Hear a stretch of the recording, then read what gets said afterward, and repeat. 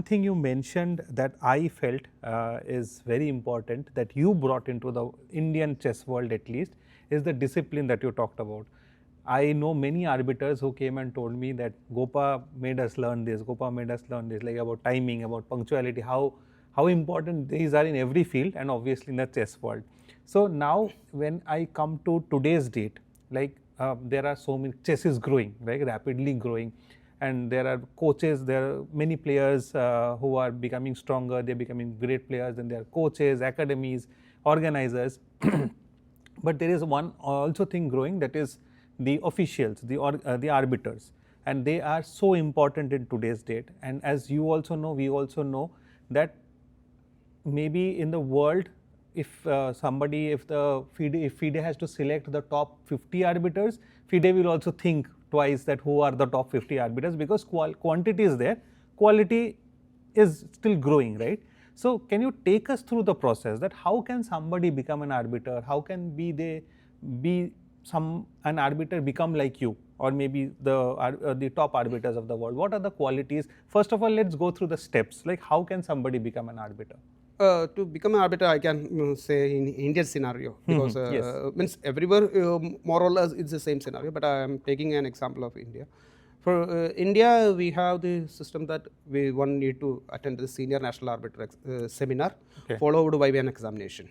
Okay. So these are all offline, like if somebody has means only once we had a online one. Rest all time it's offline seminar. In all India Chess Federation conduct all the seminars offline only. Okay. So then first step is the Senior National, and some states have their own state arbiter examination or seminar. Oh, okay. Means I think the Tamil Nadu have, Kerala have their own state arbiter, but that is not in the criteria. That is only for the restricted to that states. It's not mandatory thing made, but that state's regulation made it mandatory, whereas it's not made mandatory by all India Chess Federation or FIDE.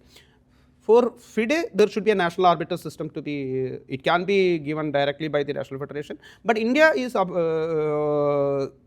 employing there is that Senior National Arbiter seminar one need to attend, and they need to pass the examination.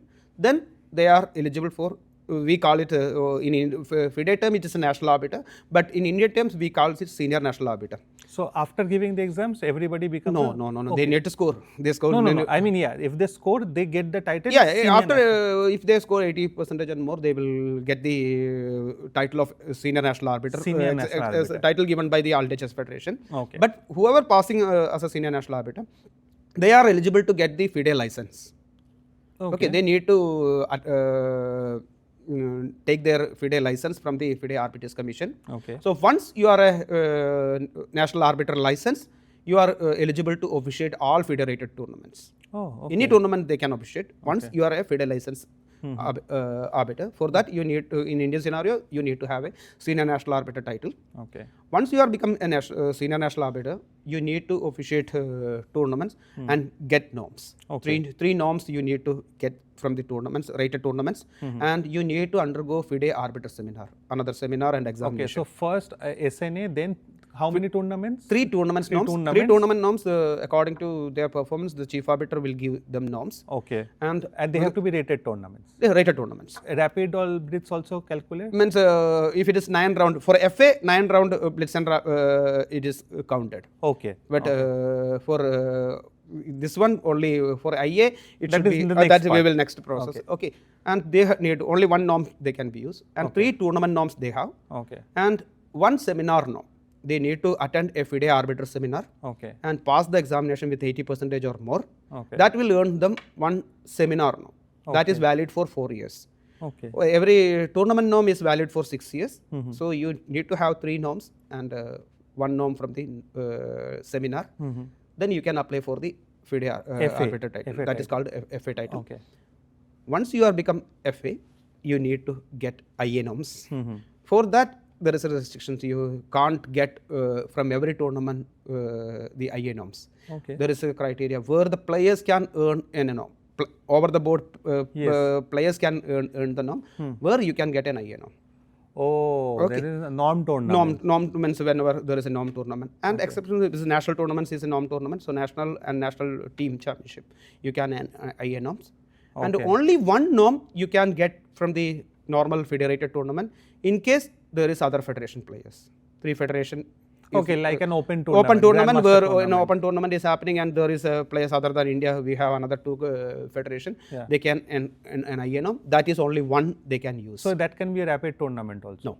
I mean, so one for IA, it is not rapid and bliss. It's only FA. continental and world events will be only counted for IA norms for from rapid and blitz. Okay. So then you need to achieve 4 tournament norms, and you need to undergo IA seminar.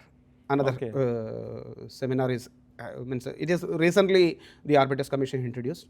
We had I think 27th is registration is going on. Okay. So 27 seminars are conducted. So all the FAs can apply there. All the FAs can apply, and once you pass that seminar and you have 4 IA norms, then you can apply for the IA title.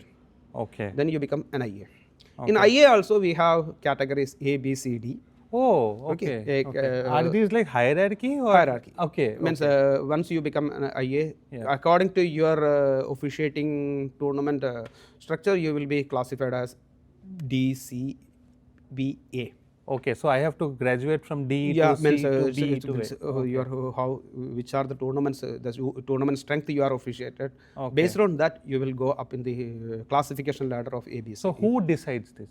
Means that is up to you officiating a tournament. If you are officiating as a chief or deputy chief arbiter in Asian individual tournament, it will be a category tournament. If you are officiating as a normal FIDE-rated tournament chief, and you will be going up from D to C. Okay. But to go to the up in the ladder, you need to have the tournaments in that strength. Means if I need to explain, it will be I can longer. understand. That classification criteria is there in the FIDE Arbiter manual. So according to the tournament stature, you will go up.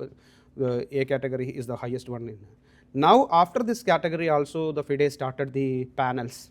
Okay. Means green, red, blue and yellow panels we have started. In that selected lot of arbiters are. Now we have 25 arbiters in the green panel. That is the highest panel. Oh, so that is what I was saying, that the means best that of the means best. it's already Yes, means green, red and blue and yellow panels are there. So that's a hierarchy is set by FIDE for the appointment and all.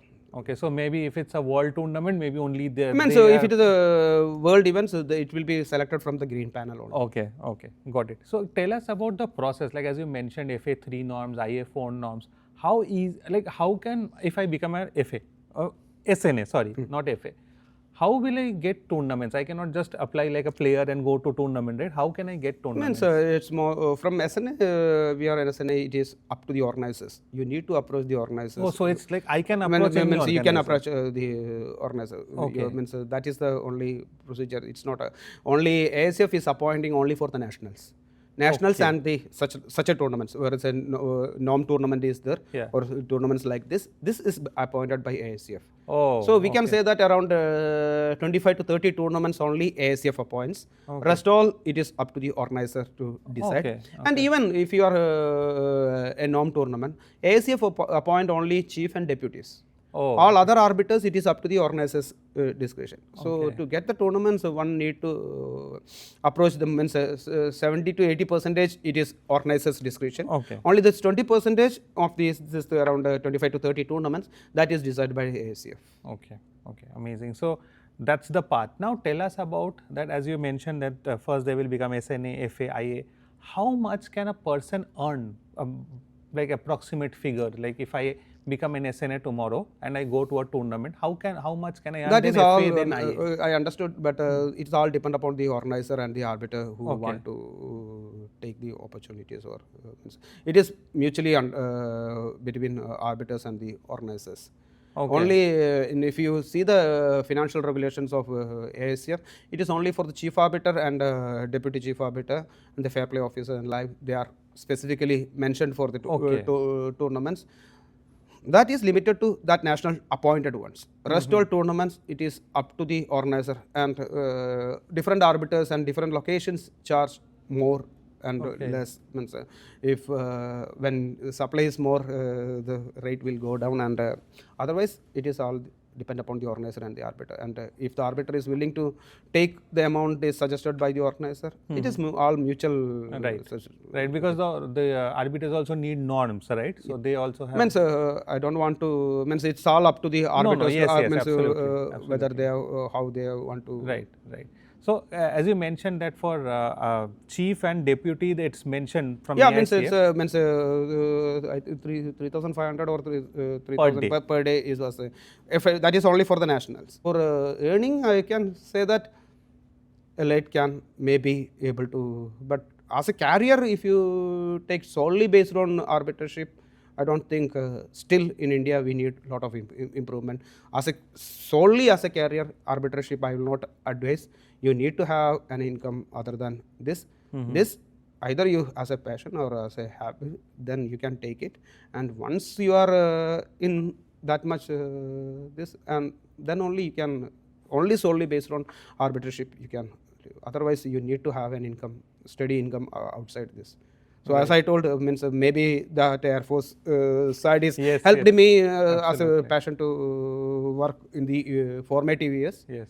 So I didn't thought much about remuneration at the reformative means budding stage. Yes. Or because in that time the amount also is very less. We are working for a passion, and now I can say that if you get opportunity, but the tournaments are the tournament numbers and the arbiters are means arbiters numbers are increasing day by day, and so to become an solely based on career based, I will still not advise everyone that with an arbitrarship you can go forward. So you need to have an income, and once you prove, you will be able to generate. True. And even if you become like well-paid arbiter, you can't do more than a tournament a month, right? So it's not possible. Like you will not get multiple opportunities a month. Right? It's not means you will means maximum you will be limited to in a year. Means you may be limited to 10 to 12 tournaments in a year. That is also very high. High means monthly you are getting one tournament. That is not happening. Yes, so, true. Approximately, what do you think is the number of arbiters in India right now? It's around 3,000. 3,000 means arbiters are. I think 2,800 or something is undergone the refresher seminar. Wow! And how many? We have around 300 IAS. 300 IAS in and India. 700 or 800 FAs are the rest all SNAs. So means we have no limit. Means wow. So the community is very big, a big family we have. That's amazing. And the last point on the arbitership part is, what do you think, what are the qualities that should be in a good arbiter?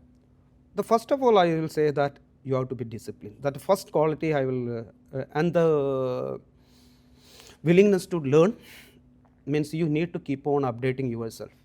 Whatever is happening, you need to, means it is not that what you studied in 2 years back or you gone through a tournament, that's not.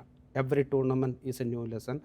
And the first and foremost thing, as I told, discipline. And you need to read at least, before going to tournament, I tell my team always that you read the laws of chess once before going to any tournament. The reason is that we are human beings. At sometimes some point of time, we get blank.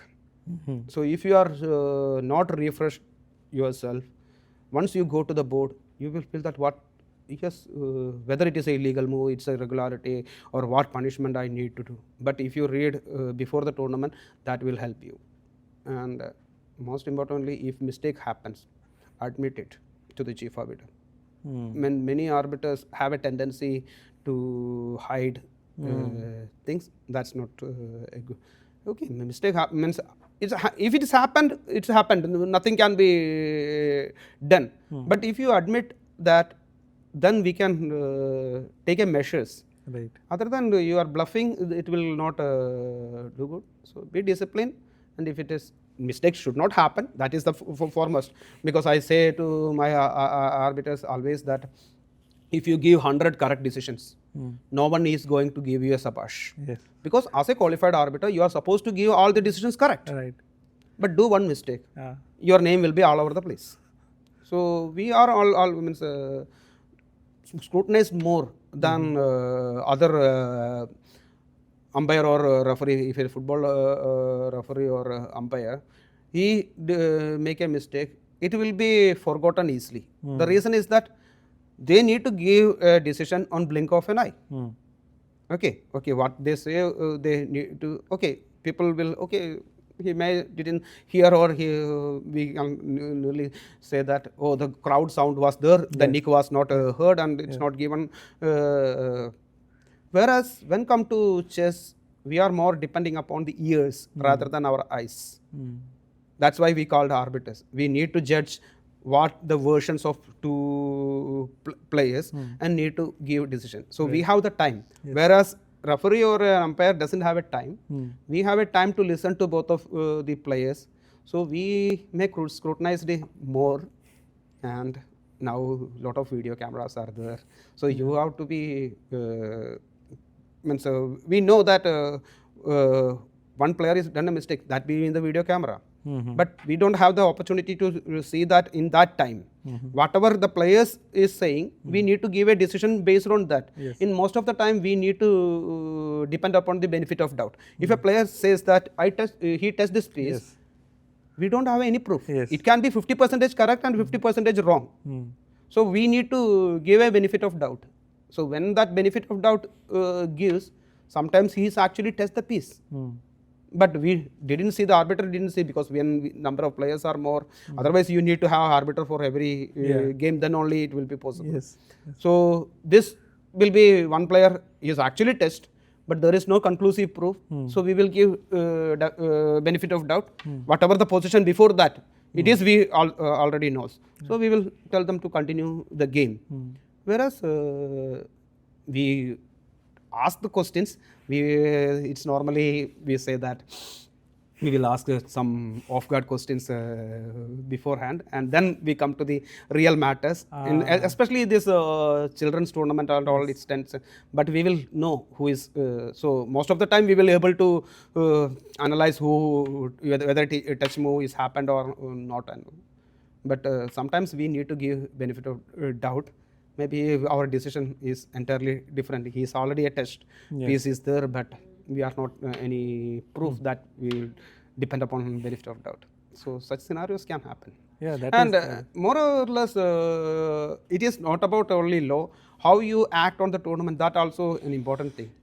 If you are dealing with a 7-year-old kid, you need to show a lot of love, affection before you are using the same law for all the tournaments. Means FIDE laws of chess we are all following, but how we are applying, that is important. How you project yourself in the tournament is entirely different. If you are officiating in an under-7 tournament, you need to show your utmost affection, or just like a parent figure when you are inside. If you need to first control the kid, then only you can employ the law.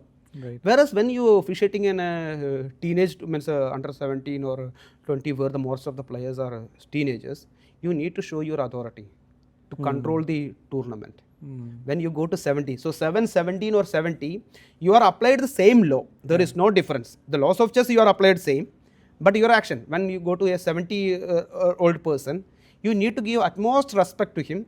That itself make your decision giving equal, because he will feel comfortable when you the age and all. If you giving that much respect to him, he will feel that okay. So that's why you applied the same law, but you applied 3 different ways. See, these all techniques arbiters need to. First of all, you need to have the control of the tournament. You need to feel the tournament where it can go wrong, where your presence is more required and all. That you need to get a vibe of the tournament hall once you step into the tournament hall. Very well said. And before we move on to the, I told you that this was the last question, but I just want, a question came into my mind. All these years you have been to some of the best tournaments. If you had to choose one tournament that you will always remember as maybe not your best, but your favorite tournament. I know it can be difficult. If you can name one tournament. Means if you take any tournament who ask you the best tournament, I will say Delhi Open.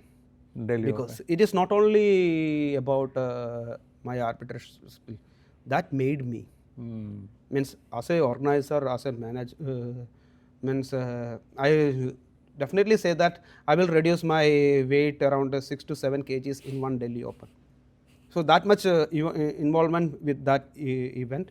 Rest all, okay, different levels of tournaments give you different satisfaction. If I say that deputy chief arbiter appointment in Chennai Olympiad, or a chief fair play officer appointment in the World Championship between Ding and Nippo, these are prestigious event you have done. But as your soul and heart and your entire energy, if you are utilized, that is Delhi Open, and that's means any given day, if you ask me to choose a tournament that is shaped me, then I will always choose Delhi Open. Prestige wise, you can have more tournaments that you are officiated, but the tournament you want to be part always is Delhi Open.